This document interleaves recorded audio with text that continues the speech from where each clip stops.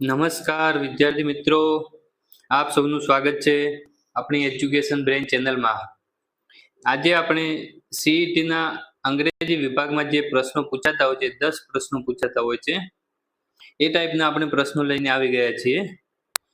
એમાં કઈ રીતના પ્રશ્નો પૂછાતા હોય છે એવા આપણે 10 આઈએમપી પ્રશ્નો અહીં આપણે લાવ્યા છીએ.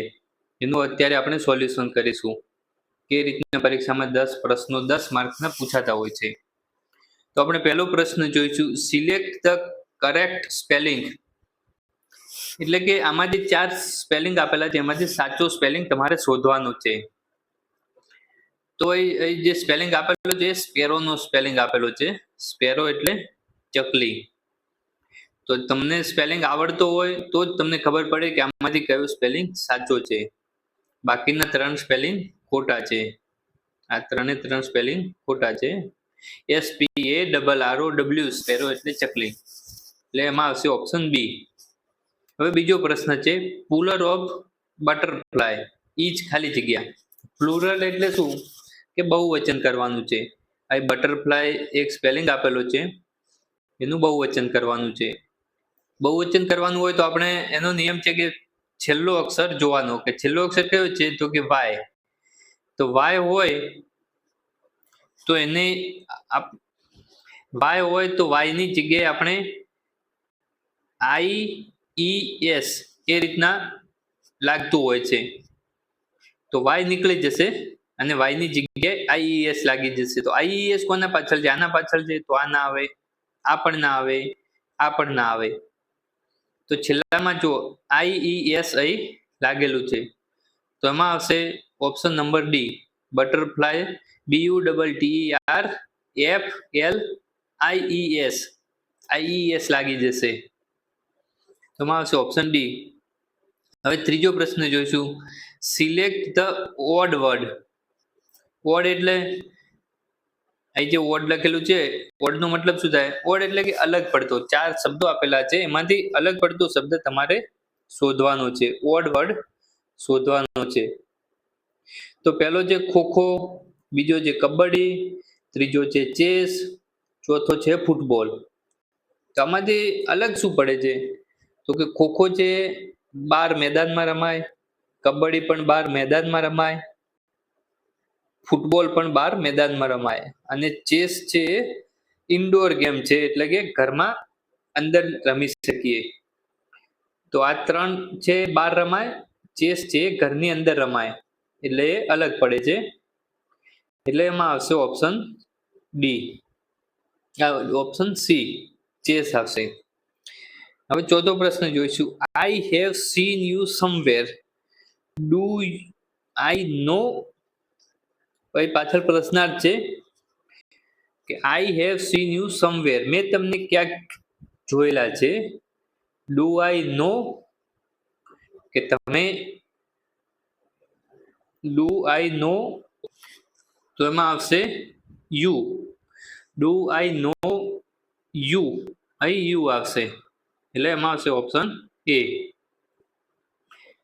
હવે આપણે જોઈશું પાંચમો પ્રશ્ન, I have not eaten anything since morning, ખાલી જગ્યા આઈ ફીલ અનવેલ, કે મેં સવારથી કંઈ જ ખાધું નથી, ખાલી જગ્યા આઈ ફીલ અનવેલ, એટલે કે મને હું સારું ફીલ નથી કરી રહી, એટલે કે સારું નથી અનુભવી રહી. તો આમાં શું આવશે કે મેં સવારથી કંઈ ખાધું નથી કારણ કે મને સારું નથી. તો કારણ કે નું ઇંગ્લિશ શું થાય? બીકોઝ. બીકોઝ એટલે કારણ કે, એટલે એમાં આવશે ઓપ્શન એ. આવા જે પ્રશ્નો પૂછાતા હોય છે એના માટે તમને આના સ્પેલિંગ અને એનું ગુજરાતી તમને આવડતું હોવું જોઈએ, કે બીકોઝ એટલે શું થાય, ફોર એટલે શું થાય, ધેરફોર એટલે શું થાય, એન્ડ એટલે શું થાય. એનું જો તમને ગુજરાતી આવડે તો જ તમને આવી ખાલી જગ્યાના પ્રશ્નો આવડશે. એટલે એમાં આવશે ઓપ્શન એ, બીકોઝ એટલે કારણ કે મારે સવારથી તબિયત સારી નથી કારણ કે હું સારું ફીલ નથી કરી રહી, એવું આવશે. છઠ્ઠો પ્રશ્ન છે, વી ખાલી જગ્યા વોચિંગ ટીવી લાસ્ટ નાઇટ. વી આવ્યું છે, તો વી ના પાછળ શું આવે?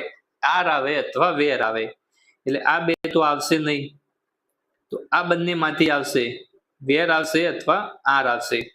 તો હવે આપણે જોવાનું છે કે ભૂતકાળનું વાક્ય છે કે ચાલુ વર્તમાન કાળનું વાક્ય છે, કયા કાળનું વાક્ય છે.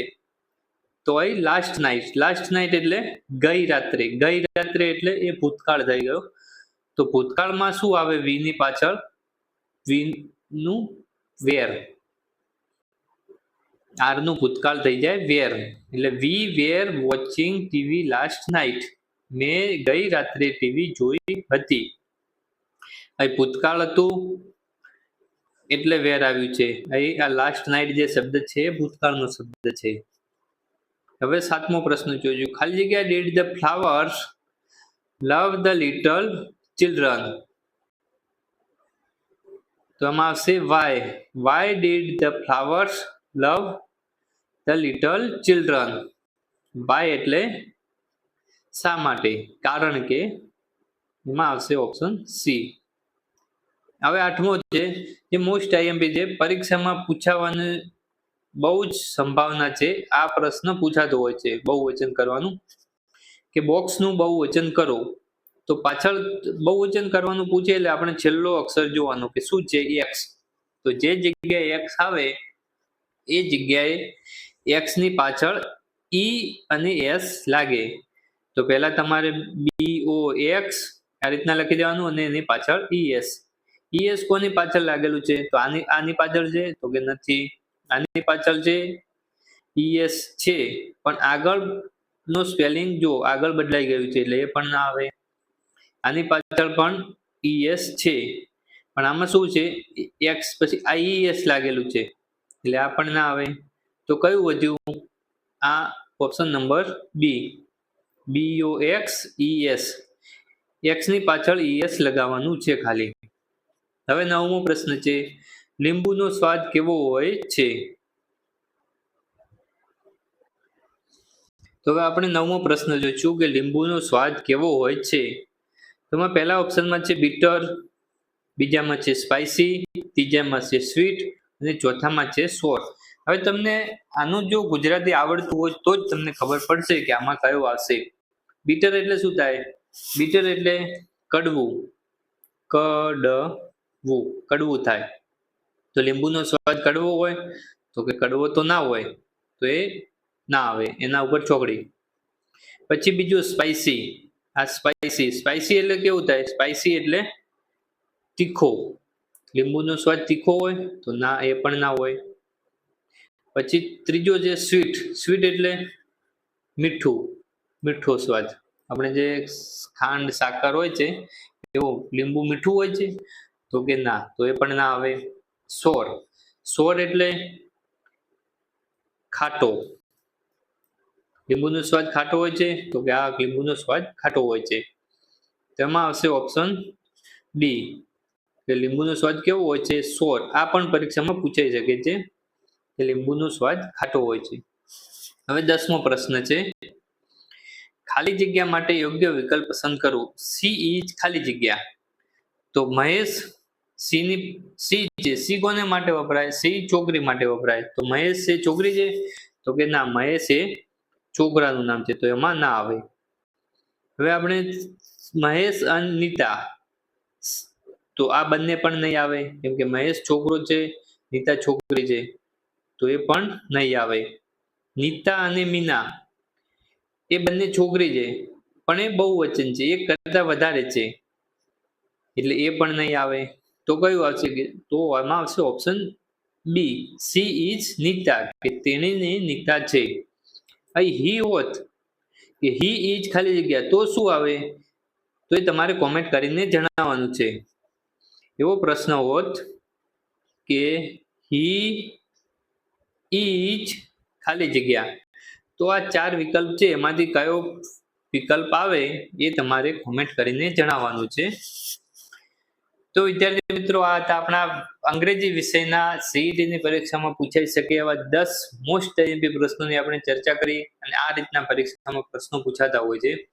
જો તમને અમારો આ વિડીયો ગમ્યો હોય તો મારી આ ચેનલને સબસ્ક્રાઇબ કરો, વિડીયોને લાઈક કરો, અને આ વિડીયો તમારા બીજા દોસ્તને શેર કરવાનું ભૂલશો નહીં.